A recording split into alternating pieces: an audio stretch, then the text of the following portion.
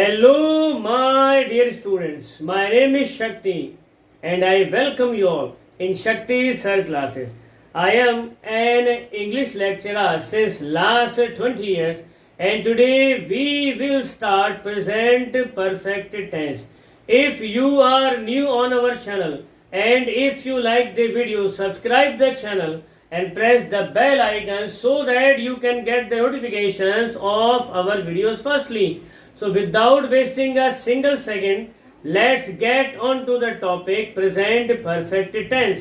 तो सबसे पहले हम इसकी पहचान देख लेते हैं। तो पहचान है हिंदी वाक्यों के अंत में चुका है, चुकी है, चुके हैं, चुका हूं और चुकी हूं आते हैं। ये इसकी बेसिक पहचान है। और लोकल टर्म में हम लोग जिस शब्द का इस्तेमाल करते हैं, जिन शब्दों का इस्तेमाल करते हैं, वो शब्द कुछ इस तरह से है ताकि आपको पहचानने में आसानी रहे। तो नॉर्मली हम जो अपनी कन्वर्सेशन करते हैं हिंदी वाली, उसमें जिन शब्दों का हम यूज ज्यादा करते हैं वो शब्द है जैसे लिया है, दिया है, खाया है, पिया है, भागा है, उठा है, जागा है, सोया है, etcetera etcetera etcetera. So what is present perfect tense? Actually in this one tense the completion of any action has been shown. तो इसमें होता क्या है, किसी काम के पूरा होने का साइन दिया गया होता है। और एक ये भी चीज इसमें होती है कि काम पूरा तो हो गया है, लेकिन उस काम के पूरा होने का इम्पैक्ट अभी भी देखा जा सकता है। तो what is present perfect tense? It is simply shows that any work has been completed, but the impact of the completion of any work still can be seen. For example, I went to my friend's house, and when I went to his house, he had just taken his breakfast. The last bite of the breakfast in his mouth. Technically, he had taken his breakfast, but practically the last bite of the breakfast was still in his mouth. So what it means? It means any kind of work has been completed, but the impact of the completion of work still can be seen. This is present perfect tense. I hope you have better understood it. तो अब हम बात करते हैं इसके sentence framing के formula की। तो इसका सेंटेंस मेकिंग का फॉर्मूला है, सबसे पहले आ जाएगा सब्जेक्ट। सब्जेक्ट के बाद में हमको लगानी है हेल्पिंग वर्ब हैज और हैव। अगर सिंगुलर सब्जेक्ट है तो उसके साथ में लगानी है हैज, और अगर प्लूरल सब्जेक्ट है तो उसके साथ में लगानी है हमको हैव। उसके बाद मेन वर्ब की थर्ड फॉर्म, यहां से मेन वर्ब की थर्ड फॉर्म लगना स्टार्ट हो जाएगी। और उसके बाद सेंटेंस में हमको ऐड करना है प्रीपोजिशन। अगर दिया गया है तो ऐड कर दीजिए, और अगर नहीं दिया गया तो छोड़ दीजिए। सिंपल सा लॉजिक ये है, अगर आप कोई सेंटेंस सोच रहे हैं हिंदी में और आपके दिमाग में प्रीपोजिशनल वर्ड अगर हिट हो रहा है तो उसको ऐड कर दीजिए, और अगर नहीं हिट हो रहा तो उसको छोड़ दीजिए। अननेसेसरीली प्रीपोजिशन वर्ड को वहां घुसेड़ने की नीड नहीं है। Use it if given. उसके बाद फाइनली हमको लगाना है ऑब्जेक्ट। तो चलिए एक सिंपल सा सेंटेंस फ्रेम करके हम देख लेते हैं कि सेंटेंस फ्रेमिंग यहाँ किस तरह से होगी। तो वही 9 के 9 सब्जेक्ट मैंने यहाँ पर लिखे हुए हैं। As I have been continuously telling you that the entire grammar is based on these 9 subject. इन 9 सब्जेक्ट से बाहर कुछ भी नहीं है। सारी की सारी भाषा का ताना बाना इन 9 सब्जेक्ट के ऊपर ही बुना गया है। तो यहाँ पर ये 9 सब्जेक्ट मैंने लिख ही दिए हैं। सबसे पहले हम सेंटेंस बनाएंगे मैं के ऊपर। तो मैंने एक सिंपल सेंटेंस यहाँ पर लिख दिया है। हम दोनों मैनर में एक सेंटेंस लिखेंगे। सबसे पहले तो इसकी बेसिक पहचान है चुका चुकी वाली, उस पर एक सेंटेंस फ्रेम करेंगे, और उसके बाद जो लोकल टर्म में हम लोग बोलते हैं उस पर एक सेंटेंस फ्रेम करके देखेंगे, ताकि हमारी बेहतर पकड़ हो सके सेंटेंसेस के ऊपर। तो चलिए शुरू करते हैं। सबसे पहले मैंने सेंटेंस लिखा, मैं घर जा चुका हूँ। मैं घर जा चुका हूँ। अब ये जो मैं है, इस मैं के लिए हमने इस्तेमाल किया सब्जेक्ट आई। तो यहाँ पर हमने आई ऐसे कैसे लिख दिया। अब आई के साथ हमको इस्तेमाल करनी है हेल्पिंग वर्ब। अब ध्यान दीजिएगा, आई जो है लॉजिकली सिंगुलर है। आई लॉजिकली सिंगुलर है, लेकिन आई एक फर्स्ट पर्सन है और बीइंग ए फर्स्ट पर्सन इसको वही ट्रीटमेंट मिलता है जो प्लूरल सब्जेक्ट्स को मिलता है। तो सिंगुलर होने के बावजूद ये फर्स्ट पर्सन है तो इसको हमेशा प्लूरल की तरह ट्रीट किया जाता है और इसके साथ हमेशा प्लूरल वाली एचवीज का इस्तेमाल करते हैं। तो इसके साथ हमने एचवी लगा दी है। यहां तक हमारा सेंटेंस क्लियर है। अब उसके बाद हमको लगानी है मेन वर्ब की थर्ड फॉर्म। तो थर्ड फॉर्म कहाँ है? ये रही, जा चुका हूं, जा चुका हूं। तो जाने की थर्ड फॉर्म होती है गॉन। तो आई हैव यहां मैंने लिख दिया गॉन। अब उसके बाद हमको लगाना है प्रीपोजिशन। अब सेंटेंस में यूजुअली प्रीपोजिशन वर्ड दिया हुआ नहीं है, लेकिन अगर आप थोड़ा सा सेंटेंस फ्रेमिंग को गौर से देखें तो I have been continuously telling you that use it where it is essentially required. Sometimes in Hindi sentences prepositional word is not given, but while we frame it into the English we usually need the preposition word. So here in the Hindi sentence it has not been given, but when I am making the English of this Hindi sentence I feel that to must be used out here. So I am using preposition word to. तो I have gone to, यहां तक समझ में आया? I have gone to और हमारा object है घर। तो यहां हमने हाउस ऐसे की ऐसे लिख दिया। तो सेंटेंस हमारा था मैं घर जा चुका हूं और हमारी अंग्रेजी बनी I have gone to house. समझ में आ रहा है?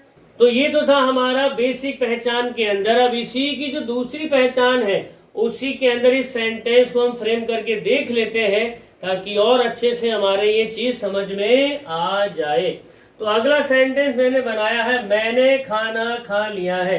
अब आप कंफ्यूज हो जाओगे, बोले सर मैं की तो जो अंग्रेजी थी वो तो हमने आई डाल दी, लेकिन ये मैंने की क्या अंग्रेजी होगी? ध्यान दीजिएगा, ये जो 9 सब्जेक्ट्स हमारे पास में है, ये जो 9 सब्जेक्ट्स हैं I we you they he she और इट, तो इट तक ये जो प्रोनाउन है इनका लोकल टर्म में एक अलग प्रोनाउंसिएशन होता है, एक अलग तरह से बोलचाल भी होता है। तो यूजुअली प्योर मैनर में इसको बोलते हैं मैं, आई को मैं, लेकिन हमारे जो हिंदी बोलचाल का शैली है उसके अंदर हम इसको बोलते हैं मैंने। वी यानी हम, लेकिन इसको बोलते हैं हमने। ध्यान दीजिएगा, मैं आई यानी मैं और इसका यूज होता है मैंने। वी यानी हम और इसका इस्तेमाल होता है हमने। यू का मतलब होता है तुम, लेकिन इसको यूजुअली बोलते हैं तुमने। दे का मतलब होता है वे, लेकिन इसका यूजुअली टर्म होता है यूज करने का उन्होंने। ही का मतलब होता है वह, लेकिन इसका मतलब यूजुअली हम लगाते हैं इसने। और शी का मतलब भी होता है वह, लेकिन इसका मतलब भी लगाते हैं इसने या उसने। इट का मतलब होता है यह और इसका भी हम इस्तेमाल करते हैं इसने या उसने के टर्म में। सो ये जो सब्जेक्ट्स हैं I we you they he she it, ये 7 जो प्रोनाउन वर्ड्स हैं, इन प्रोनाउंस का हमारे हिंदी बोलचाल में बिल्कुल अलग तरीके से इस्तेमाल होता है। तो इन शब्दों को पकड़ें और पकड़ करके इंग्लिश मेकिंग में इनका इस्तेमाल करें, क्योंकि मैं पहले से कह रहा हूं अगर हमको अंग्रेजी पर बेहतर कमांड करनी है तो हम जो हिंदी बोलते हैं उस हिंदी का ही हमको जो है बहुत डीप वे में एनालिसिस करना पड़ेगा। उसी में से हमको टेंस निकालने पड़ेंगे कि हम जो बोल रहे हैं उसमें हमने कौन सा टेंस लगाया है, और जब हम सही टेंस का पता लगा लेंगे तो जाहिर सी बात है सही फ्रेमिंग भी हम लोग कर लेंगे। तो यहाँ पर एक लोकल टर्म का मैंने एक हिंदी सेंटेंस लिया है, मैंने खाना खा लिया है। ये वही है, ये जो जा चुका है इसी का सब्स्टिट्यूट वाला सेंटेंस है। आप कंफ्यूज ना हो, ये कोई अलग नहीं है, ये सेम सेंटेंस ही है। तो सेंटेंस है हिंदी का मैंने खाना खा लिया है, तो इसका इंग्लिश बनेगा मैंने की हो जाएगी आई। इसके साथ हमको हेल्पिंग वर्ब लगानी है हैव, और खा लिया इसके लिए हम इस्तेमाल करेंगे taken, take took taken. I have taken, I have taken. और खाना भोजन के लिए इस्तेमाल करेंगे फूड, तो I have taken food, that's it. So this was the English of the basic Hindi sentence that we usually speak in our local daily life. So these are the examples of the present perfect tense. अभी हमारे पास में और subjects भी हैं, तो आपको इन्हीं subjects को लेकर के अलग अलग वर्ब्स के ऊपर जो है सेंटेंसों को फ्रेम करना है। तो ये तो मैंने कुछ प्रीपोजिशन वर्ड्स दिए थे, अब हम कुछ अलग अलग वर्ब्स के साथ इनको प्रैक्टिस करेंगे। तो मैं यहाँ पर कुछ वर्ब्स लिख देता हूँ ताकि हम थोड़ी प्रैक्टिस कर लें और आप भी ठीक से घर में प्रैक्टिस कर सके। तो एक वर्ब लिख देता हूँ, सीधा थर्ड फॉर्म लिख रहा हूँ, मैंने यहाँ लिख दिया कम। ये जो है कम की थर्ड फॉर्म है, कम के कम। एक हम ले लेते हैं रन, एक हम ले लेते हैं ब्यूरिड, BURIED, इसका मतलब होता है किसी चीज को गाड़ देना। और एक ले लेते हैं लाव्ड, LAUGHED। तो ये कुछ वर्ब्स है जिन पर हम और थोड़ा सा प्रैक्टिस कर लेते हैं सेंटेंसेस को। आप जितना मर्जी चाहे वर्ब्स को लेकर के सेंटेंस को प्रैक्टिस करिए। The more you practice the more you get the command over the language. तो एक और प्रैक्टिस कर लेते हैं हम। अगला सब्जेक्ट हम लेते हैं वी और वर्ब हम लेते हैं कम। तो हम एक ऐसा सेंटेंस बनाएंगे जो कम पर एंड हो रहा हो। तो सिंपल एक सेंटेंस बनाते हैं, मैं जयपुर आ चुका हूं। तो मैं जयपुर आ चुका हूं, तो इसकी इंग्लिश बनेगी I have come to Jaipur, I have come to Jaipur. और इसी को लोकल टर्म में अगर मैं बोलूं तो सेंटेंस बनेगा मैं जयपुर आ गया हूं। तो इंग्लिश वही रहेगी I have come to Jaipur. दूसरा वर्ब हमारे पास में है रन। तो इस पर अगर हम सेंटेंस को फ्रेम करें तो सेंटेंस बनेगा हमने बगीचे में दौड़ लगा ली है, या हम बगीचे में दौड़ चुके हैं। हमने बगीचे में दौड़ लगा ली है या हम बगीचे में दौड़ चुके हैं। तो इसकी अंग्रेजी बनेगी we have run in garden, we have run in garden. चलिए अब यू ले लेते हैं। तो यू का इस्तेमाल करते हैं ब्यूरिड के साथ में। तो सेंटेंस बनेगा तुमने खजाना गाड़ दिया है, तुमने खजाना गाड़ दिया है, या तुम खजाना गाड़ चुके हो। दोनों सेम ही सेंटेंस है। तो इंग्लिश बनेगी you have buried the treasure, you have buried the treasure.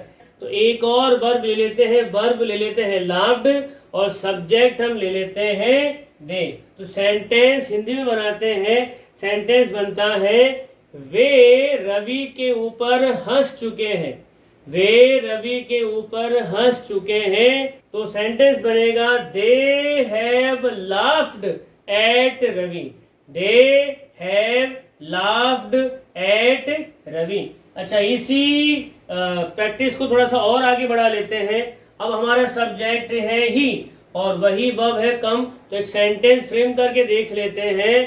तो सेंटेंस बनेगा वह मुंबई से आ चुका है या वह मुंबई से आया है।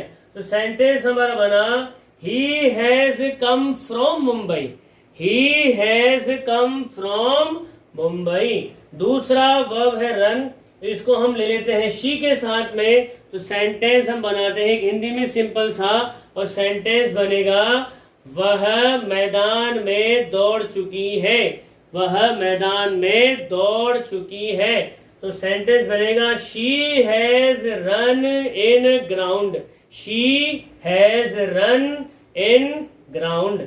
अगला हमारा वर्ब है ब्यूरिड और इसको हम प्रैक्टिस कर लेते हैं इट के साथ में। तो सेंटेंस हमारा बनेगा यह पैसों का बक्सा गाड़ चुका है, यह पैसों का बक्सा गाड़ चुका है। तो इंग्लिश बनेगी it has buried the money box, it has buried the money box. अगला हम ले लेते हैं सब्जेक्ट हमारा राम और हमारा जो वर्ब रहेगा वो होगा लाव्ड। तो सेंटेंस कुछ बनेगा राम रवि के ऊपर हंस चुका है। तो राम रवि के ऊपर हंस चुका है।